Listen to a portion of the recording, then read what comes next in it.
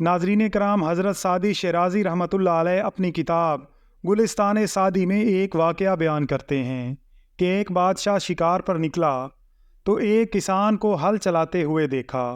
بادشاہ نے کسان سے پوچھا کہ دن میں کتنا کما لیتے ہو؟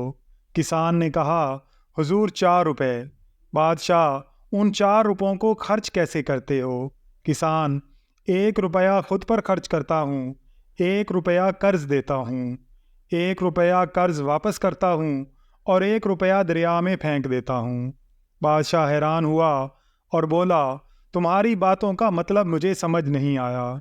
کسان کہتا ہے کہ 1 روپیہ خود پر اور اپنی بیوی پر خرچ کرتا ہوں، 1 روپیہ اپنی اولاد پر یعنی قرض دیتا ہوں تاکہ بڑھاپے میں مجھے واپس کر دے، اور 1 روپیہ والدین پر خرچ کرتا ہوں یعنی قرض واپس کرتا ہوں جو انہوں نے بچپن میں مجھ پر خرچ کیا، اور 1 روپیہ کسی مستحق کو دیتا ہوں جس کا اجر مجھے آخرت میں چاہیے۔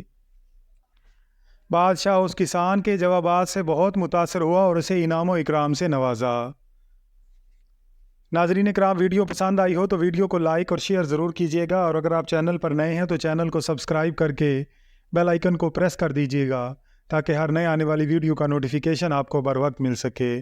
اللہ تعالیٰ سے دعا ہے کہ اللہ تعالیٰ ہم سب کا حامی و ناصر ہو، آمین یا رب العالمین۔